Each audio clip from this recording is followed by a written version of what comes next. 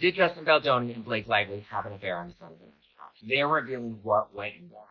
And it actually makes a lot of sense. Well, according to a woman named Gabrielle Hurst, and a source that she has worked on the set of Angel Dust, there's a number of different details on Reddit about what was witnessed on the set of Angel Dust. Apparently, people were afraid of her, and when it came to approaching her trailer, it was like poking the hornet. We've heard for years that she's supposed to work with and she would do on the set. But apparently, they're claiming, yes, that's all true.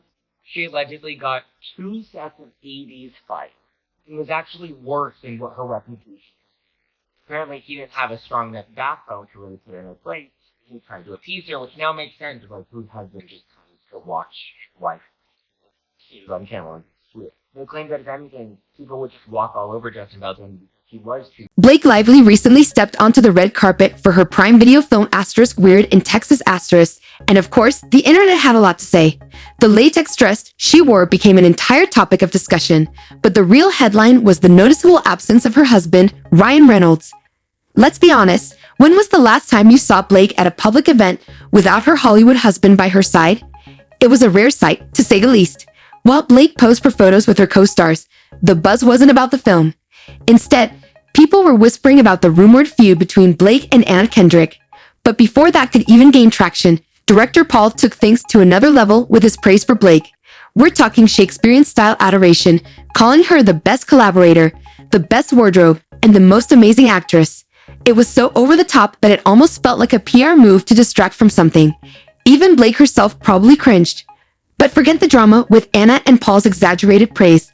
Let's focus on the real mystery of the night. Where was Ryan? He's been by Blake's side for over a decade, yet here she was, flying solo. Just a few weeks ago, they were at the SNL 50th anniversary together, and Ryan made a joke about some ongoing lawsuit drama during an audience participation segment, an ill-advised move to put it mildly.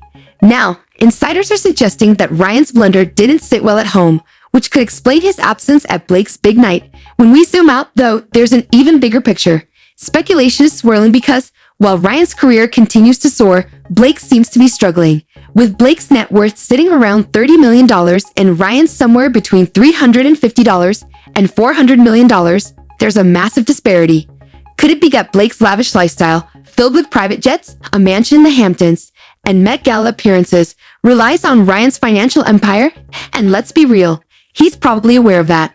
He's biting his lip in this makeout scene, right? Reason this is so key is that the date stuff, all of the alleged harassment and what she claims happened prior to 2020. So this was shot afterwards. It's interesting considering the lip biting, like she's literally sucking on his lip, which is what she accused him of doing. It shows her exhibiting that exact same behavior that she's complaining about from him. Especially considering we saw the other and kind of directing his body language and pushing her body into his. The more footage, the more photos, the more details that we have come out continue to contradict her allegations. Blake Lively has been relatively absent from the film scene in recent years, focusing on raising her children, managing her home life, and making occasional appearances in ads for Ryan's Gin. She's also subtly reminded everyone of her close friendship with Taylor Swift.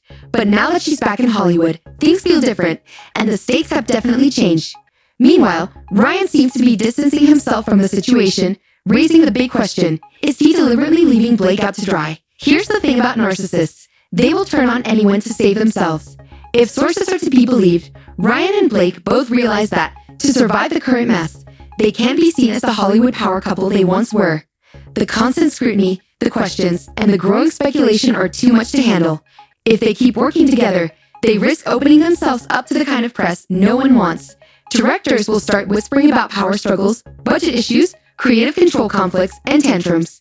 When a couple becomes bad for business in Hollywood, they get dropped faster than a reboot no one asked for. If they go their separate ways professionally, at least they can create a new narrative. But it's not exactly an ideal solution. So it seems like Ryan is throwing Blake under the bus to protect himself. And let's be honest, that's exactly what's happening here.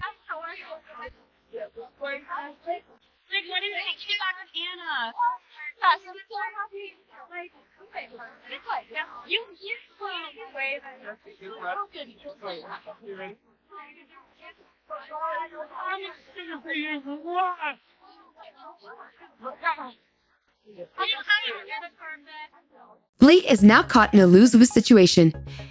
If she fights for her career, she risks being seen as difficult or problematic. If she takes a backseat while Ryan thrives, she plays the role of a supportive wife. Neither option feels empowering or like a feminist icon. Meanwhile, Ryan is managing the fallout, with his public relations team working overtime to clean up narratives and keep him looking like the golden boy. Whenever headlines about Blake's struggles pop up, his reps quickly distract with stories that shift the focus elsewhere. And let's not overlook the curious absence of other performers' spouses at the event. People weren't really interested in that though. But what's more telling is Ryan's bizarre appearance on Saturday Night Live *. His entire segment gave off the vibe that he was totally unaware of the ongoing legal drama, a move that screamed, "I'm distancing myself from this mess before it tarnishes my brand." Was that intentional? You bet it was. Special meeting behind that thing last week. Honestly, no. I was like, oh, damn. I literally had no idea. That was a total happenstance.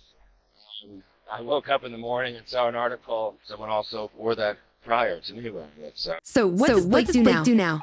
That's the million dollar question. If she fights for her career, she risks pulling back the curtain on even more Hollywood's messy underbelly. If she lets Ryan take the lead, she's essentially relegated to the role of celebrity wife, while he continues to build his superhero franchises and ink more aviation deals. Let's be real. This marriage has an expiration date. Maybe not today, maybe not tomorrow, but in 5 years, that's generous. 2 years? Now that's more realistic. The truth is, when two people thrive on attention, once the spotlight dims, they don't turn to each other for comfort. They search for the next big thing. Right now, Blake is watching Ryan as he walks away from the fire, leaving her to stand in it alone. It's becoming painfully clear. This mess is hers to clean up. So when Ryan inevitably comes out with a new story, don't be surprised if it's part of a calculated rebranding. Picture him as the funny single dad looking for love. Perhaps starring in a romantic comedy on Netflix about a wonderful man who's just misunderstood and doing his best after a difficult divorce. And don't rule out a fresh celebrity romance either, because public relationships are one of Hollywood's oldest tricks. Meanwhile, Blake has a choice. Quietly fade into the background or fight her way back into relevance. Either way, she's learning a harsh Hollywood lesson. When the power balance shifts, so does the loyalty. Do Blake Lively? Absolutely. You will. Yes. Justin Baldoni from the get-go. I don't want to do anything negative toward her. I don't want to hurt her. Was there a coordinated smear campaign to bring down Blake Lively? 100% no. So why in this case should people not believe Blake Lively?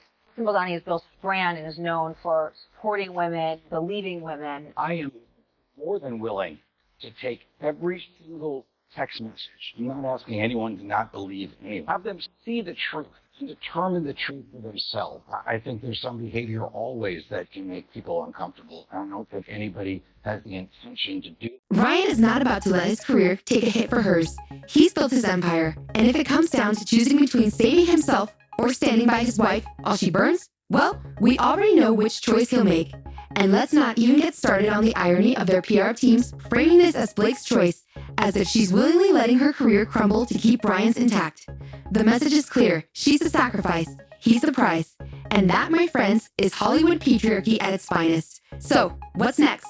If sources are to be believed, and let's face it, they're just as messy as the celebs they cover, Ryan and Blake are preparing for some major changes. Maybe they'll keep up appearances for a while, with the occasional "we're totally fine" red carpet moment.